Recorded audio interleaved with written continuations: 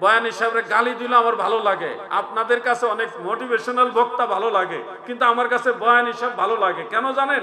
Motivational বক্তা সে মানুষকে বিভিন্নভাবে বায়াস্ট করে তার যে আমদানি করা মেসেজ এটা সে প্রচলন করবে।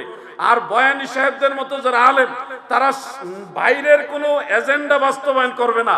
তারা শেরে বাংলা আল্লামা আজিজুল হক সাহেব রহমতুল্লাহ আলাই মদিনাওয়ালার যে সুন্নিয়তের দাওয়াত দিয়েছেন সেই ইসলাম আপনাদেরকে শিক্ষা দিবে। এই জন্য আমি বয়ানী সাহেবদের মতো যারা আলেম তাদেরকে বেশি মহব্বত করি।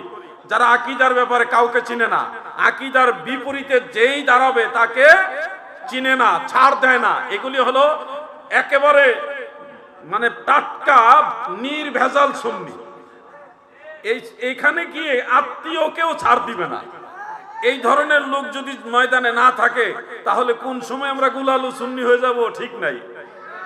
সুন্নিদেরকে সুন্নি হিসেবে রাখার জন্য বয়ানী সাহেবের মতো বক্তা আমাদের দেশে আরো দরকার।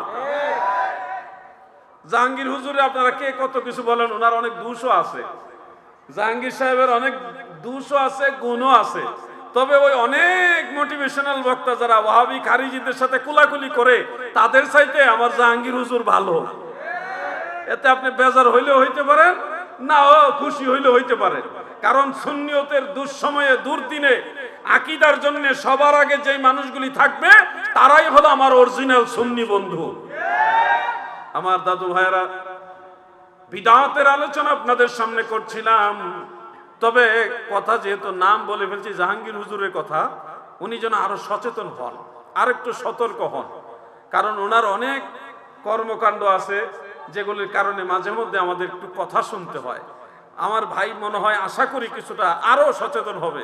রাত 2:30টার সময় কোনো এক দরবারে গিয়ে আপনি বরকতান গোসল করবেন, করেন না, আপনাকে তো কেউ বাধা দিচ্ছে না, কেউ বলছেও না যেটা গুনার কাজ। আপনি লাইভে যাইয়া গোসল করা লাগবে কেন? হ্যাঁ, লাইভে গিয়ে আপনি কেন গোসল করতে গিয়ে পানিতে নামবেন আর হঠাৎ করে পানির উপরে ভাইসা উঠবেন? হঠাৎ কেমন যেন এটা দেখা যায়। লাইভ কি মানুষ গোসল করার সময় করে? এই ধরনের কাজ যেন আমার ভাই করে না, এটা আমার অনুরোধ। নাকি বলেন আপনারা? আমার মধ্যেও যদি কোনো কাজ দেখেন যেটা সংশোধন হওয়া দরকার আমাকে বলবেন, আমি সংশোধন হয়ে যাবো ইনশাআল্লাহ। আল্লাহ কিছুক্ষণের মধ্যেই আবুল কালাম বয়ানী সাহেব চলে আসবে। এই জন্য আমি এক ধরনের ভূমিকা ছাড়াই কথাগুলো শুরু করে দিলাম। বয়ানী সাহেবের আলোচনা দরকার। ওনাকে অনেকে গালাগালি করে, আমাকেও তো গালাগালি করে।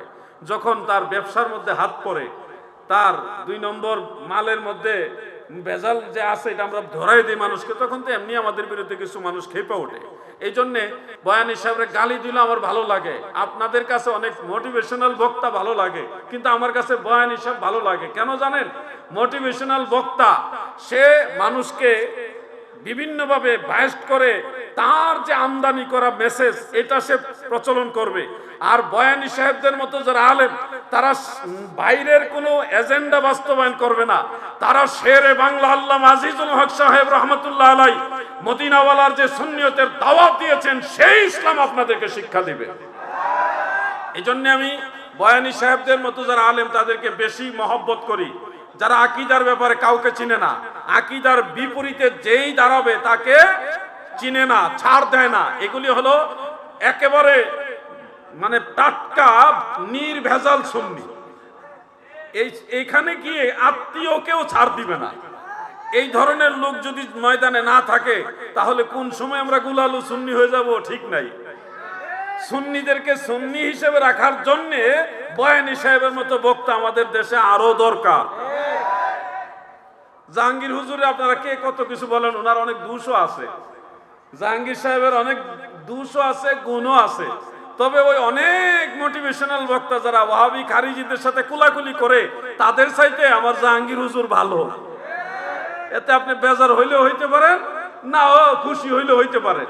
কারণ সুন্নিয়তের দুঃসময়ে দুর্দিনে আকীদার জন্য সবার আগে যেই মানুষগুলি থাকবে তারাই হলো আমার অরিজিনাল সুন্নি বন্ধু। আমার দাদু ভাইরা, বিদআতের আলোচনা আপনাদের সামনে করছিলাম।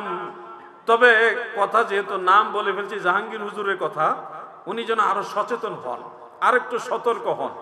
কারণ ওনার অনেক কর্মকাণ্ড আছে যেগুলির কারণে মাঝে মধ্যে আমাদের একটু কথা শুনতে হয়। আমার ভাই মনে হয় আশা করি কিছুটা আরো সচেতন হবে। রাত 2:30টার সময় কোন এক দরবারে গিয়ে আপনি বরকতান গোসল করবেন, করেন না, আপনাকে তো কেউ বাধা দিচ্ছে না, কেউ বলছেও না যেটা গুনার কাজ। আপনি লাইভে যাইয়া গোসল করা লাগবে কেন? হ্যাঁ, লাইভে গিয়ে আপনি কেন গোসল করতে গিয়ে পানিতে নামবেন আর হঠাৎ করে পানির উপরে ভাসে উঠবেন? হঠাৎ কেমন যেন এটা দেখা যায়। লাইভ কি মানুষ গোসল করার সময় করে? এই ধরনের কাজ যেন আমার ভাই করে না, এটা আমার অনুরোধ। নাকি বলেন আপনারা? আমার মধ্যেও যদি কোনো কাজ দেখেন যেটা সংশোধন হওয়া দরকার, আমাকে বলবেন, আমি সংশোধন হয়ে যাব ইনশাআল্লাহ। আল্লাহ আমাদের বোঝার তৌফিক দেন, আমিন বলেন। শুনুন, আমাদের কথাগুলো এখন বুঝবেন না। অনেক ভাইরা মোটিভেশনাল শব্দটা ব্যবহার করছি পরেই কলিজা কামড় মারছে, না জানে কারে ধরে কারে কি কয়। না রে ভাই, আমাদের তো ঠেকা না। আমাদের ঠেকা হইলো ওই জায়গাটা যে মদিনাওয়ালার সুন্নিয়তটা যেন বিকৃত না হয়, ওই জায়গাটা হলো আমাদের ঠেকা। যখন কেউ বলে আল্লাহর নবীর ভিতরে ময়লা আবর্জনা ছিল, এগুলি পরিষ্কার করা হয়েছে, তখন আমাদের কষ্ট লাগে। আচ্ছা, কেন কষ্ট লাগে বলেন তো? আমাদের নবীজির ভিতরে ময়লা আবর্জনা দুষ্ত্রুটি ছিল, এটা কি মানেন আপনারা? এই কথা যদি কেউ বলে, এটা কি সমর্থন করবেন? ওই সময় প্রতিবাদ করি। কেন করি? ব্যক্তির জন্য না। ওই যে মদিনাওয়ালাকে ভালোবাসি, আমার নবীর ব্যাপারে বলছে, নবীর ভিতরে বলে দোষ ছিল, শর্টকামিং ছিল, নবীজির ভিতরে ময়লা আবর্জনা ছিল। এই কথা শুনলে তখন কষ্ট লাগছে, এই জন্য প্রতিবাদ করছি। এই প্রতিবাদটা অনেকে মনে করছে না, উনি মনে হয় হিংসা করে করছেন। না, নবীর দুশমনেরাও যখন নবীর শানের বিরুদ্ধে কথা বলে, তখন আমরাই প্রতিবাদ করি, ঠিক কিনা বলে? বাইরের মানুষ নবীর শানে বেয়াদবি করলে ধরবো, নিজের ঘরের মানুষ বললেও ধরতে হবে। সব জায়গায় যদি তেল মাইরা চলি, তাহলে মদিনাওয়ালার দরবারে, ময়দানে মাহশারে আল্লাহর দরবারে আমাদের জবাবদিহিতা করতে হবে। ভাই আমার, যা কিছু বলছি, যারা জ্ঞানী শ্রোতা তারা ঠিকই বুঝতে পারছেন। আমরা জোয়ারে ভাসি না, আমরা হিসাব করে ভাসি। আল্লাহ আমাদের বুঝার তৌফিক দেন, আমিন। আল্লাহুম্মা সাল্লি আলা